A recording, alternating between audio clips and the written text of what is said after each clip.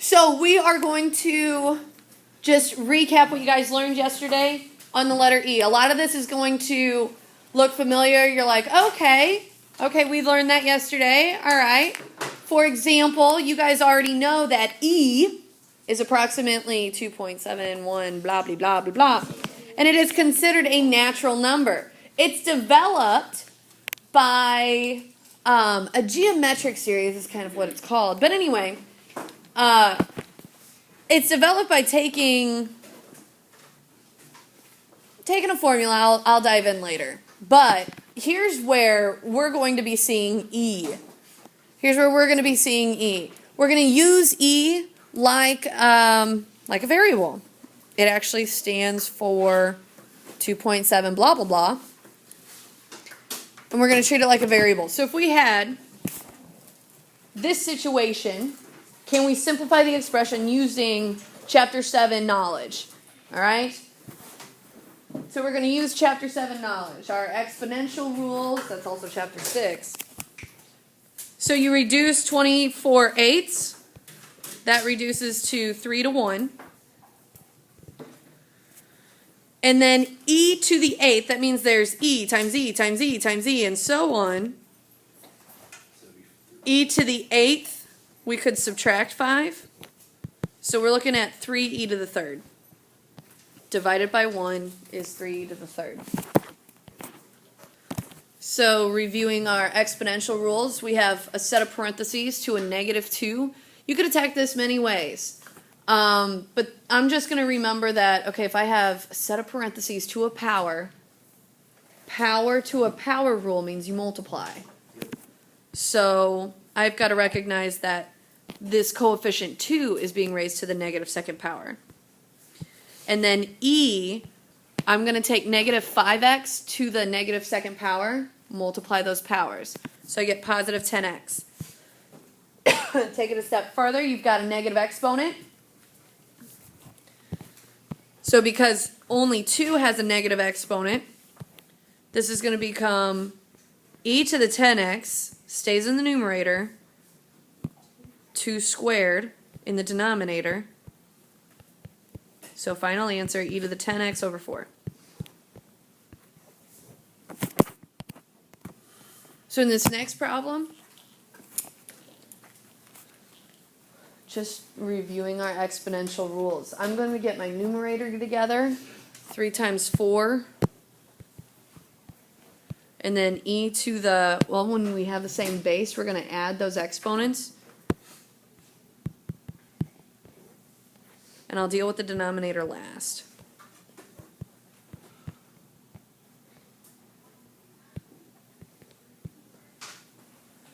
Once I clean up the numerator, I'm now to the very first example strategy. Very first example strategy is, all right, reduce the coefficients like normal. We've got a 2 to 1 ratio. And then there's e times e times e 6 times up top, e times e times e 8 times on bottom. So that means there's 2 e's left on bottom. So first part is just recognizing e is a variable. Well, e is like a variable, but it doesn't vary in its meaning. It's just strictly one value. But we can treat it like our rules with powers and so on. So that's the first part of your homework, is just testing your knowledge on that. Second part of your homework, well, wait, this is not the second part of your homework, but we need it in order to do the second piece of our homework when we graph. Do we know where our E button is? Do we know how to do this? So looking at 20.085.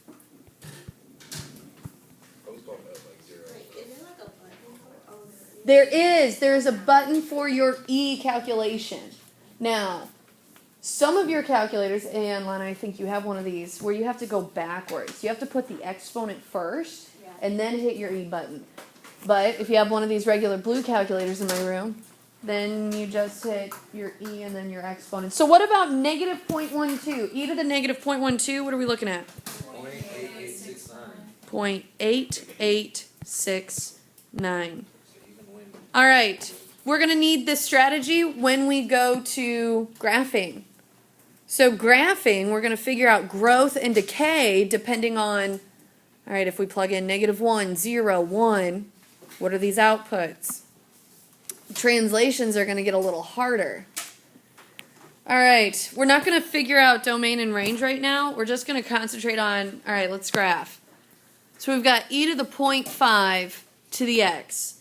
If I want to figure out if it's growth or decay, we've got to figure out this. E to the 0.5, just e to the 0.5 alone. Is it bigger than 1 or is it less than 1? You said it's bigger than 1? Yes. What do we get?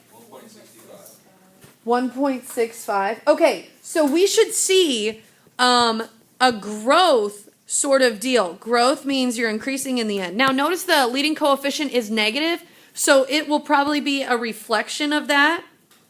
Looking at something like that. All right, that's just a sketch. So because e to the 0.5 is bigger than 1, growth is what we're trying to base it off, but because the leading coefficient's negative, this is where we're at. Okay, so let's plug in. With these e's, we can't really do translations like we can whenever we know the base. Let's plug in -1, 0, 1. And I shouldn't say that we don't know the base of this. When the base is an integer or a rational number, but e to the 0.5 is an irrational number. That's why these transformations aren't so clear. So we're going to have to take e to the 0.5 times 1, close parentheses, right? Because anytime you hit e to a power on those blue calculators, an open parentheses already happens. So be sure you close those parentheses. You can hit enter at that point, multiply by -3. Yes, So we're looking at, -4.95. I need verification, -4.95. Rounded. And then when we plug in a 1, what do we get?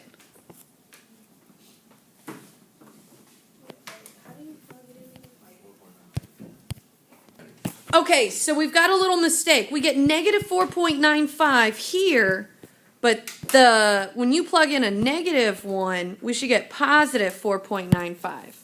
All right, so we actually get what? -1.82. That sounds better. Now that we're straight, we graph it and we realize, okay, what about the horizontal asymptote? Horizontal asymptote, does it change? And ladies and gents, this is the key thing about these E's. The horizontal asymptote is changed like we did the past couple days of what affects horizontal asymptotes? Outputs. If the outputs are affected, is there anything outside this function, outside that e to the power, that would affect y equals 0? You'd multiply by -3, so take y equals 0 times -3, you still are at 0. So the horizontal asymptote will stay y equals 0. That horizontal asymptote will be the most difficult thing to recognize.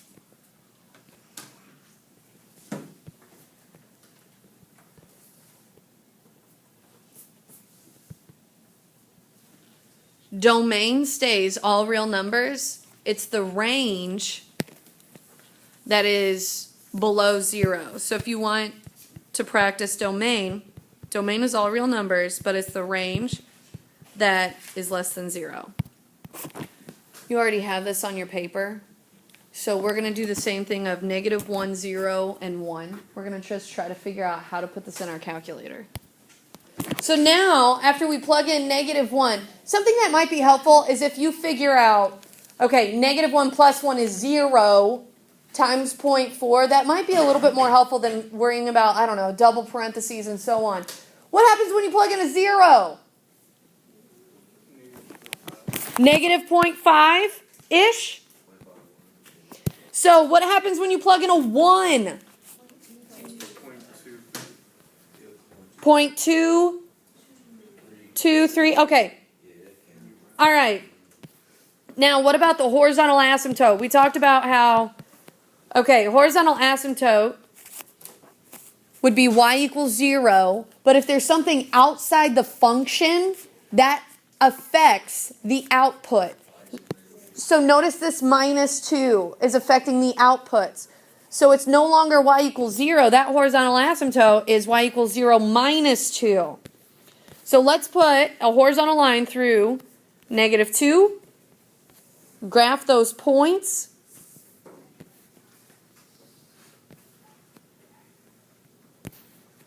And recognize that we have this shape. Is it supposed to be growth? That's another question. Is it supposed to be growth? Can somebody please tell me what e to the 0.4 number, like what is e to the 0.4? Are we bigger than 1 is the question. We're not? E to the 0.4 alone. We are growing. But we're not bigger than that. 1.5. I hear 1.5. So hit 0.4 first, Lana, and then hit your E. Okay, great. So we are at 1.5. So we should be following a growth model. Let's just quiz each other, all right? Let's figure out what are we looking at here for growth versus decay, just to make sure you're on the right track. Growth versus decay. So e to the -3rd power. 0.0497. Okay, this is 0.04. That's smaller than 1. This should be decay. Woo! So its main graph should follow that. It should be some sort of translation of that. What about e to the 3rd power? Well, I guess that's the opposite. Growth. So its main function should look like that. What about this one? E to the -1. We don't care about that 5. We're looking at the base to its exponent. E to the -1. 0.36. So that's decay. So it's looking that way.